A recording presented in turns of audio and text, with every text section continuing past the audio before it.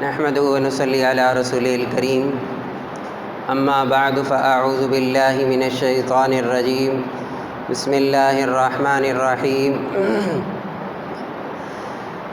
يا أيها الذين آمنوا استعينوا بالصبر والصلاة إن الله مع الصابرين ولا تقولوا لمن يقتل في سبيل الله أموات بل أحياء ولكن لا تشعرون صدق الله العظيم۔ محترم سامعین کرام، السلام علیکم ورحمۃ اللہ وبرکاتہ۔ آج 8 محرم الحرام سن 1442 ہجری 10 محرم الحرام کو، جسے یوم عاشورہ کہتے ہیں،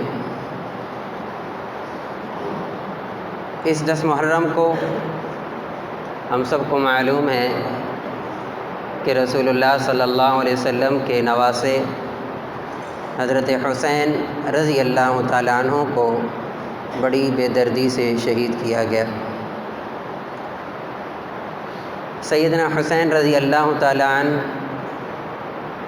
شعبان سن 4 ہجری میں پیدا ہوئے اور یہ واقعہ سن 61 ہجری کا ہے، 61۔ تقریباً 56 سال آپ کی عمر مبارک رہی۔ جب آپ پیدا ہوئے تو ظاہر ہے کہ 4 ہجری میں تو رسول اللہ صلی اللہ علیہ وسلم، اس سے پہلے آپ کے بڑے بھائی حضرت حسن، یہ سن 3 ہجری رمضان المبارک میں ان کی پیدائش ہوئی، حضرت حسن رضی اللہ تعالیٰ عنہ کی، اور رسول اللہ صلی اللہ علیہ وسلم باقاعدہ تشریف لائے اور فرمایا کہ کہاں ہے میرا بیٹا، مجھے دکھاؤ تو صحیح۔ حضرت حسن کو لیا، کان میں اذان دی اور تحنیک کی، اور اس کے بعد حضرت علی رضی اللہ تعالیٰ عنہ سے پوچھا ان کا نام کیا رکھا؟ انہوں نے کہا میں نے ان کا نام حرب رکھا، حرب جنگجو، لڑائی کرنے والا، بہادر۔ آپ نے فرمایا نہیں، ان کا نام حسن رکھو۔ نام بھی خود رکھا، اذان بھی خود دی، اور اپنے منہ مبارک سے لعاب بھی ان کے منہ میں ڈالا۔ مورخین لکھتے ہیں کہ بنی عبد مناف، رسول اللہ صلی اللہ علیہ وسلم کے خاندان میں 5 لوگ ایسے تھے جو رسول اللہ صلی اللہ علیہ وسلم کے ساتھ مشابہت تھی ظاہری طور پر، اور یہاں تک لکھا کہ جو کمزور نگاہ والے ہوتے تھے یا کم ذہن لوگ ہوتے تھے وہ پہچان نہیں سکتے تھے کہ رسول اللہ صلی اللہ علیہ وسلم ہیں یا یہ وہ ہیں۔ اتنی زیادہ مشابہت تھی آپ کے خاندان میں آپ کے لوگوں کی آپ کے ساتھ۔ ایک ابو سفیان بن حارث بن عبد المطلب چچا زاد بھی تھے، دودھ شریک بھائی بھی تھے۔ دوسرے جن کی مشابہت تھی آپ کے ساتھ، یہ بھی آپ کے خاندان میں سے تھے لیکن دور تھا تھوڑا سا، حضرت صائب بن عبید بن عبد یزید بن ہاشم، یہ بھی آپ کے ساتھ ان کی مشابہت تھی۔ ایک حضرت حسن تھے رضی اللہ تعالیٰ عنہ، آپ کے نواسے۔ ایک دفعہ حضرت ابوبکر صدیق رضی اللہ تعالیٰ عنہ جا رہے تھے، ساتھ حضرت علی رضی اللہ تعالیٰ عنہ بھی تھے، سامنے حضرت حسن کھیل رہے تھے۔ حضرت ابوبکر رضی اللہ تعالیٰ عنہ نے اٹھایا اور اٹھا کر ان کو بوسہ دیا اور فرمانے لگے اے علی، یہ بالکل تیری طرح نہیں لگتے، یہ کاپی ہیں، یہ مشابہت ہے ان کی بہت زیادہ رسول اللہ صلی اللہ علیہ وسلم کے ساتھ۔ آپ کے ساتھ ان کی ادنا بھی مشابہت نہیں ہے، زیادہ مشابہت ان کی۔ اور ایک تھے حضرت جعفر ابن ابی طالب رضی اللہ تعالیٰ عنہ، آپ کے چچا زاد بھائی ہیں یہ بھی، حضرت جعفر، حضرت علی رضی اللہ تعالیٰ عنہ کے سگے بھائی حضرت جعفر۔ ان کی مشابہت، اور ان سب میں سے سب سے زیادہ مشابہت تھی حضرت جعفر رضی اللہ تعالیٰ عنہ۔ تو حضرت حسن رضی اللہ تعالیٰ عنہ سن 3 ہجری میں شعبان رمضان المبارک میں ان کی پیدائش ہوئی۔ پھر 1 سال کے بعد حضرت حسین رضی اللہ تعالیٰ عنہ پیدا ہوئے۔ ان کے ساتھ بھی رسول اللہ صلی اللہ علیہ وسلم نے یہی کیا، باقاعدہ طور پر ان کا عقیقہ بھی کیا، نام بھی رکھا، اور بڑی محبت تھی رسول اللہ صلی اللہ علیہ وسلم کو اپنے ان بیٹوں کے ساتھ، اپنے ان نواسوں کے ساتھ۔ یعلا ابو العامری رضی اللہ تعالیٰ عنہ فرماتے ہیں ایک دعوت تھی رسول اللہ صلی اللہ علیہ وسلم کو، تو ہم آپ کے ساتھ جا رہے تھے، تو آگے آگے رسول اللہ صلی اللہ علیہ وسلم تھے، آگے آگے آپ چل رہے تھے، پیچھے پیچھے ہم چل رہے تھے، تو دیکھا کہ حضرت حسین رضی اللہ تعالیٰ عنہ بچوں کے ساتھ کھیل رہے ہیں۔ اب بچہ بچہ ہوتا ہے، وہ عربی کا ایک محاورہ ہے بڑا زبردست، کہتے ہیں الصبی صبی ولو کان نبیا، بچہ بچہ ہوتا ہے چاہے نبی کا ہو، بچے کے اندر تو اپنی خصلتیں بچوں والی تو ہوتی ہی ہیں۔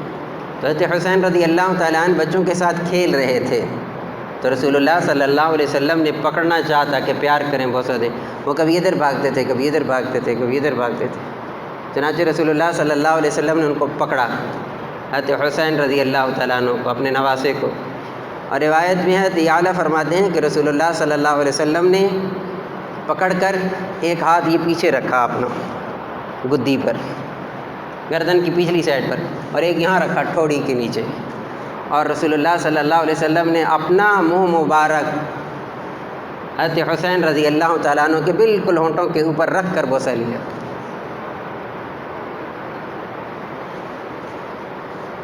آپ نے دعا دی، حسین منی وانا من حسین، حسین مجھ سے ہے میں حسین سے ہوں، اے اللہ جو حسین سے محبت کرے تو بھی اس سے محبت کر۔ تاریخی واقعہ ہے، واقعہ کربلا تاریخی واقعہ، اس کے اندر بہت ساری ربط و یابس اکٹھے ہو چکے ہیں، لیکن میں یہیں پر ایک بات کہہ کر اپنی بات کو آگے لے جاؤں گا۔ یہی چہرہ، یہی ہونٹ، یہی سر جب ابن زیاد کے دربار میں پہنچتا ہے، عمر بن سعید، اور اس وقت اس بدبخت نے ابن زیاد نے کیا کیا، چھڑی لی، اور چھڑی لینے کے بعد آپ کی زلفوں میں پھیری، حضرت حسین رضی اللہ تعالیٰ عنہ کے خضاب لگا ہوا تھا،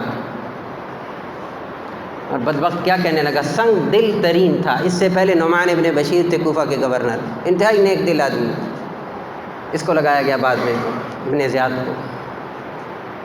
اس بدبخت نے چھڑی سے حضرت کی زلفوں کے اندر پھیری، اور ایسا بدبخت تھا، ایسا سنگ دل تھا، ایسا پتھر دل تھا، نواسہ رسول ہے صلی اللہ علیہ وسلم، وہ کہنے لگا اے ابو عبداللہ، ان کے بیٹے تھے ابو عبداللہ جو وہیں شہید ہوئے کربلا کے میدان میں، انتہائی حسین تھے، عبداللہ کے بارے میں آتا ہے رضی اللہ عنہ، انتہائی حسین، خانوادہ رسول ہے ظاہر، تو کنیت تھی ابو عبداللہ حسین رضی اللہ تعالیٰ عنہ کی۔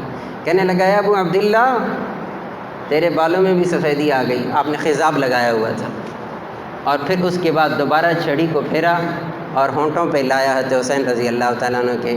حضرت انس ابن مالک رضی اللہ تعالیٰ عنہ وہاں موجود تھے، تڑپ کے اٹھے، کہنے لگے بدبخت پیچھے کر اپنی چھڑی، میں نے ان ہونٹوں پر اپنے آقا کے ہونٹوں کو لکھتے ہوئے نہ جانے کتنی مرتبہ دیکھا ہے، آج میں یہ نہیں دیکھ سکتا کہ ایسا تو بدبخت ہے اپنی ناپاک چھڑی تو ان پر مارتا ہے۔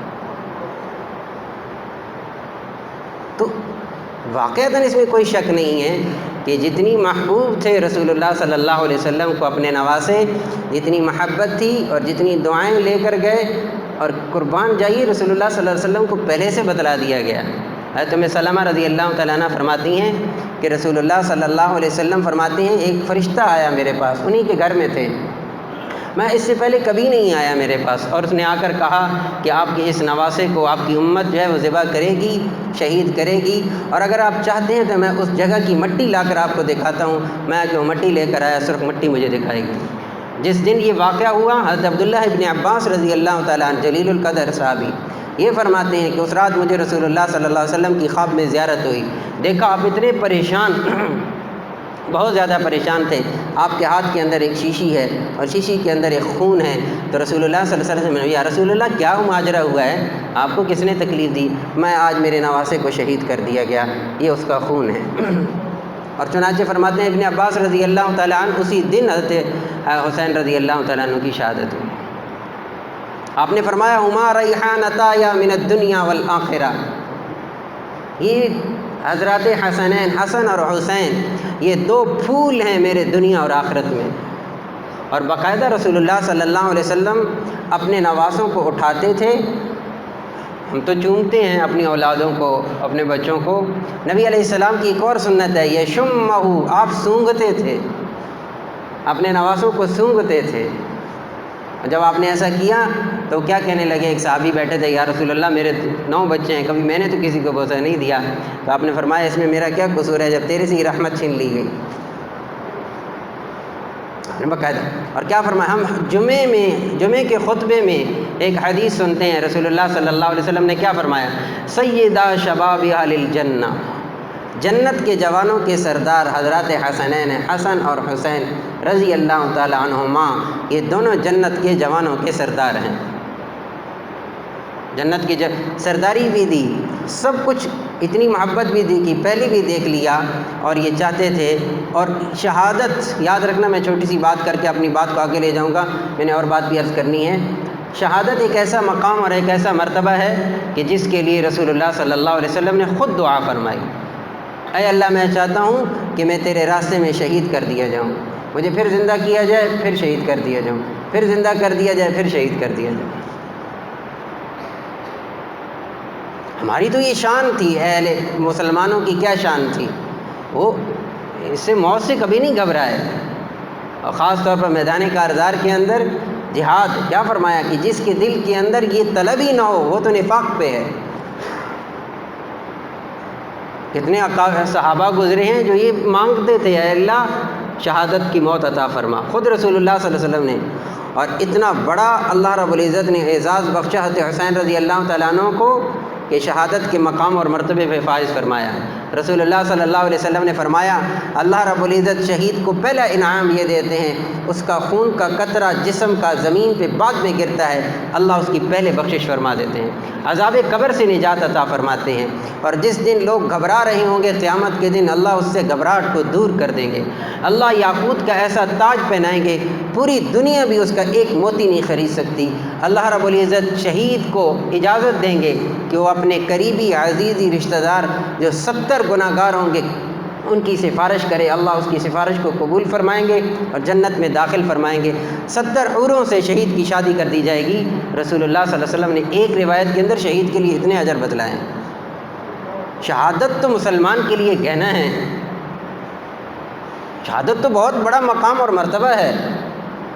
اس لیے کیا میں نے آیت پڑھی سورۃ البقرہ کی آیت نمبر 152 153، وَلَا تَقُولُوا لِمَن يُقْتَلُ فِي سَبِيلِ اللَّهِ أَمْوَاتٌ، جو اللہ کے راستے میں شہید کر دیے جائیں انہیں مردہ نہ کہو، بل احیاء، وہ زندہ ہیں، وَلَٰكِن لَّا تَشْعُرُونَ، تمہیں شعور نہیں ہے.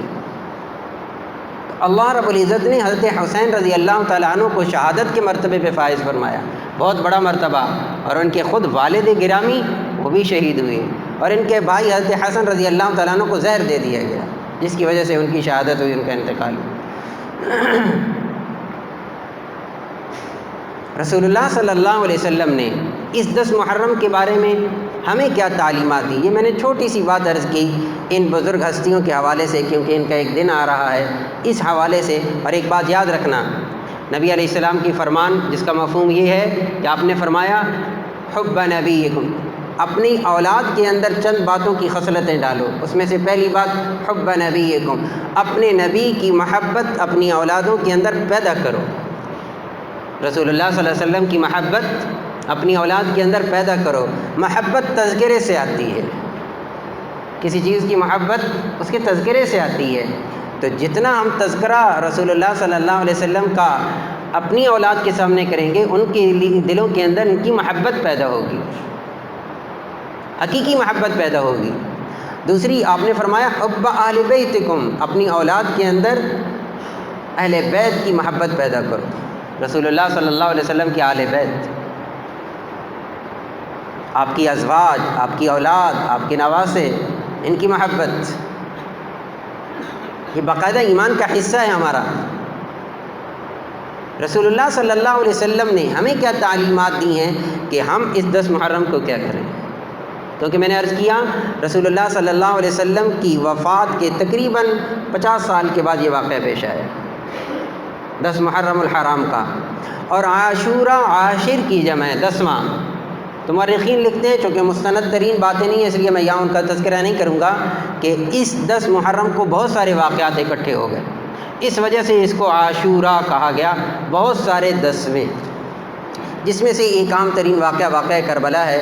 یہ بھی جسے کہتے ہیں نا کہ 4 چاند لگ گئے 10 محرم کو کہ نواسۂ رسول صلی اللہ علیہ وسلم کی شہادت بھی اسی دن کو ہوئی، ورنہ اس کے اندر بہت سارے واقعات آ رہے ہیں، تو میں ابھی چند ایک روایات آپ کے سامنے پڑھتا ہوں۔ ام المومنین سیدہ عائشہ صدیقہ رضی اللہ تعالیٰ عنہ کی روایت میں ہے، فرماتی ہیں کہ قریش زمانہ جاہلیت میں اس دن کا احترام کرتے تھے، 10 محرم کا،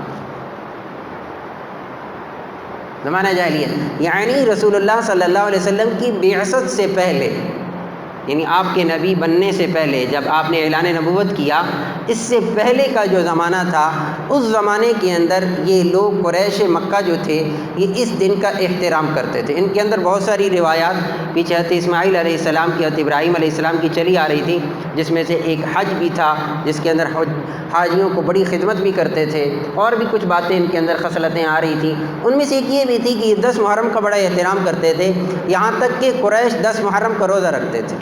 چنانچہ رسول اللہ صلی اللہ علیہ وسلم مکی زندگی کے اندر بھی اس روایت کے مطابق آپ 10 محرم کا روزہ رکھتے تھے۔ جب رسول اللہ صلی اللہ علیہ وسلم مکہ مکرمہ سے ہجرت کر کے مدینہ منورہ تشریف لائے تو مدینہ منورہ تشریف لانے کے بعد بخاری اور مسلم کی روایت میں ہے کہ رسول اللہ صلی اللہ علیہ وسلم جب مدینہ منورہ تشریف لائے، ابن عباس رضی اللہ تعالیٰ عنہما فرماتے ہیں تو آپ نے دیکھا فوجد الیہود، کہ یہود کو دیکھا کہ وہ 10 محرم کا روزہ رکھتے ہیں۔ تو آپ نے پوچھا کہ آپ اس 10 محرم کا کیوں روزہ رکھتے ہو، 10 محرم کو کیوں روزہ رکھتے ہو؟ تو یہود کہنے لگے یوم عظیم، یہ بڑی عظمت والا دن ہے، بڑا مبارک دن ہے۔ کیوں؟ اس دن کے اندر اللہ رب العزت نے نجات عطا فرمائی موسیٰ علیہ السلام کو اور ان کی قوم کو، اور اسی دن غرق کیا فرعون کو اور اس کی قوم کو۔ فصامہ موسیٰ علیہ السلام شکراً، موسیٰ علیہ السلام نے اس 10 محرم کا روزہ رکھا بطور شکرانے کے، بطور شکرانے کے حضرت موسیٰ علیہ السلام نے اس کا روزہ رکھا۔ تو آپ صلی اللہ علیہ وسلم نے فرمایا کہ دیکھو ہم زیادہ حقدار ہیں اور ہمیں زیادہ موسیٰ علیہ السلام کے ساتھ مناسبت ہے، وہ بھی نبی ہیں میں بھی نبی ہوں، اس لیے فصامہ رسول اللہ صلی اللہ علیہ وسلم نے خود بھی روزہ رکھا، وَأَمَرَ بِصِيَامِهِ اور حکم بھی دے دیا کہ روزہ رکھو۔ بلکہ بعض روایات میں تو یہاں تک ہے قریب کے جو علاقے تھے ان میں باقاعدہ طور پر 10 محرم والے دن آپ نے اپنا قاصد بھیجا کہ جنہوں نے ابھی تک کچھ نہیں کھایا پیا وہ ابھی تک کچھ نہ کھائیں، روزے کی نیت کر رہے ہیں، روزہ رکھیں 10 محرم کے دن۔ یہ مدینہ منورہ کے اندر بخاری اور مسلم کی روایت میں ہے کہ رسول اللہ صلی اللہ علیہ وسلم نے اس دن کے دن، اور ایک دوسری روایت کے اندر، ایک اور روایت کے اندر رسول اللہ صلی اللہ علیہ وسلم نے فرمایا، جب یہ بات معلوم ہوئی تو آپ نے فرمایا انشاءاللہ، انشاءاللہ اگر آئندہ سال میری زندگی رہی تو جب میں روزہ رکھوں گا تو 9 محرم کا ساتھ ملا کے روزہ رکھوں گا یا 11 محرم کا روزہ ساتھ ملا کے رکھوں گا، یہود کی مخالفت کروں گا۔ یہود کی مخالفت، ایک نیک کام، ایک اچھا کام، ایک مباح کام، اس کے اندر بھی رسول اللہ صلی اللہ علیہ وسلم نے یہود کی مشابہت برداشت نہیں کی۔ میں پوری زندگی یہود کی طریقے پہ گزار دوں، میری شادی، میری غمی، میری ذاتی زندگی، میری دوست احباب کی زندگی، یعنی بندہ نقل تو تب اتارے نا جب اس کے پاس اپنا کچھ نہ ہو۔ کیا نہیں ہے ہمارے پاس؟ شمائل ترمذی پڑھو تو صحیح، اب تو ترجمے بھی ہو چکے ہیں اردو میں۔ رسول اللہ صلی اللہ علیہ وسلم کی ایک ایک چیز امام ترمذی رحمۃ اللہ علیہ نے بیان کی۔ آپ کی آنکھ کیسی تھی، آپ کی پیشانی مبارک کیسی تھی، آپ کے بال کیسے تھے، آپ کا لباس کیسا تھا، آپ چلتے کیسے تھے، آپ بولتے کیسے تھے، آپ کھانا کون سا کھاتے تھے، کھانے کے اندر کون سے طریقے تھے، کون سی چیز ہے جو ہمارے پاس نہیں ہے۔ دیکھے غیروں کو تو وہ کہ جس کے پاس اپنا کچھ نہ ہو، ہم تو اتنے خود کفیل ہیں الحمدللہ، ہمیں اللہ نے محمد الرسول اللہ صلی اللہ علیہ وسلم ایسی ہستی عطا کی ہیں، خدا کی قسم آج تک ان کی کسی چیز کے اندر کوئی عیب نہیں نکال سکا، ایسی کامل و اکمل ذات دی۔ لقد کان لکم فی رسول اللہ اسوۃ حسنہ، زندگی کا معیار کیا ہونا چاہیے آپ نے بتلا دیا۔ اسی شمائل کی ایک روایت کو میں بیان کر کے آگے چلتا ہوں، بہت ساری باتوں کا جواب مل جائے گا۔ ایک صحابی نبی علیہ السلام کے سامنے آگے جا رہے تھے، انہیں نہیں پتہ تھا کہ نبی علیہ السلام پیچھے آ رہے ہیں. ان کی تہبند اس زمانے کا رواج تھا، آج بھی بعض علاقوں کے اندر ہے. تہبند بہت زیادہ نیچے تھی، زمین کے اوپر جیسے جھاڑو پھر رہا ہو، پیچھے سے زمین پہ لگ رہی تھی. تو رسول اللہ صلی اللہ علیہ وسلم نے پیچھے سے آواز دے کے فرمایا کہ اس کو تہبند کو اونچا کرو. آپ کی عادت مبارکہ ہمیشہ یہ رہی ہے کہ آپ نصف پنڈلی تک رکھتے تھے، ٹخنوں سے اوپر آدھی پنڈلی تک آپ کی جو بھی چیز پہنتے تھے آپ کی یہ ہوتی تھی. تو آپ نے وہ صحابی سے کہا کہ اس کو اوپر کرو. وہ کہنے لگے یا رسول اللہ صلی اللہ علیہ وسلم، ایک لاجیکلی بات، عقلی بات کی، کہنے لگے یا رسول اللہ یہ پرانی چادر ہے، اگر زمین کے اوپر گھسٹ بھی گئی خراب بھی ہوگی تو کوئی حرج کی بات نہیں ہے. کیا جملہ فرمایا آپ نے، کیا جملہ فرمایا آپ نے. ساری انسان کی عقلیں ایک طرف، نبی علیہ السلام کی زبان ادھر سے نکلنے والا یہ جملہ ایک طرف. آپ نے فرمایا اس صحابی سے کیا تمہارے لیے میری زندگی کوئی نمونہ نہیں ہے؟ تمہارے لیے میری زندگی کوئی نمونہ نہیں ہے؟ مجھے نہیں دیکھتے میں کیسا لباس پہنتا ہوں؟ حضرت عثمان غنی نے کیا فرمایا، ہا قضا ازار رسول اللہ صلی اللہ علیہ وسلم، میرے آقا کی ازار اسی طرح تھی. عثمان اب نہیں ہٹے گا اس پاس. تو کیا فرمایا، میں یہود کی مخالفت کروں گا کیا؟ یا تو 9 محرم کا روزہ رکھوں گا یا 11 کا ملا کر رکھوں گا، 2 روزے رکھوں گا. حافظ ابن حجر عسقلانی رحمۃ اللہ علیہ بخاری شریف کے شارح ہیں، انہوں نے بڑی خوبصورت بات لکھی. فرمانے لگے سب سے ادنا درجہ یہ ہے روزے کے اندر کہ انسان 10 محرم کا روزہ رکھے. اس سے اعلیٰ درجہ یہ ہے کہ 9ویں کا ساتھ ملا لے یا 11ویں کا ملا لے. اور اس سے اعلیٰ درجہ یہ ہے کہ 3 دن روزے رکھ لے، 9 محرم کا، 10 محرم کا، 11 محرم کا، تاکہ 3 روزے رکھنے کا اجر بھی پالے جو نبی علیہ السلام کو مستقل معمول تھا. حضرت حفصہ رضی اللہ تعالیٰ عنہ فرماتی ہیں 4 باتیں جو رسول اللہ صلی اللہ علیہ وسلم نے جن پر عمل ساری زندگی کیا، کبھی نہیں چھوڑا. اس میں سے پہلا عاشورہ کا روزہ، پوری عمر مبارک میں آپ نے 10 محرم کا روزہ رکھا. نمبر 2، آپ نے 9 ذی الحجہ تک، یکم ذی الحجہ سے 9 ذی الحجہ تک 9 روزے آپ کی ساری زندگی کا معمول ہے. نمبر 3، ہر مہینے کے 3 روزے، 13، 14، 15، چاند کی 13، 14، 15 ایام 20 کے روزے آپ نے ساری زندگی رکھے، کبھی نہیں چھوڑے. فجر کی 2 سنتیں فرض سے پہلے کی رسول اللہ صلی اللہ علیہ وسلم نے ساری زندگی پڑھی، کبھی نہیں چھوڑی. یہ 4 عمل ایسے ہیں جو رسول اللہ صلی اللہ علیہ وسلم کی مکمل زندگی کے اندر رہے. اور ایک روایت کے اندر آپ نے فرمایا 10 محرم کا روزہ میں اللہ تعالیٰ سے امید رکھتا ہوں کہ جو پچھلے سال کے گناہ ہیں اللہ تعالیٰ اس 10 محرم کے روزے کی برکت سے اللہ رب العزت معاف فرما دیں گے. تو کوشش کر لیں، کل 9 محرم ہے، اتوار کو 10 ہے، پیر کو 11 ہے، ایک روزہ رکھ لیا جائے تو بھی جائز اور ٹھیک ہے. اگر کوئی 9ویں کا ملا ہے، 11ویں کا ملا کے رکھ لے، 2 رکھنا چاہے تو ٹھیک ہے، ہفتے کا ملا لے یا پیر کا، تینوں رکھے جائیں تو بہت غنیمت کی بات یہ روزے. اور آخری بات، ایک اور روایت جو سند کے اعتبار سے کمزور ہے لیکن فضائل میں عام طور پر اس کو چلا دیا جاتا ہے، وہ یہ ہے کہ رسول اللہ صلی اللہ علیہ وسلم نے فرمایا 10 محرم والے دن جو آدمی اپنے گھر والوں پر، من وسع علی عیالہ، جو اپنے عیال پر، اپنے گھر والوں پر کشادہ خرچ کرتا ہے، روٹین سے ہٹ کر خرچ کرتا ہے، اللہ رب العزت پورے سال اس کی روزی کو بڑھا دیتے ہیں. پوری روزی جو ہے سال کے لیے اس کا بندوبست اللہ تعالیٰ فرما دیتے ہیں.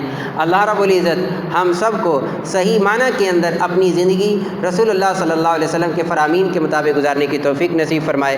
وآخر دعوانا الحمدللہ.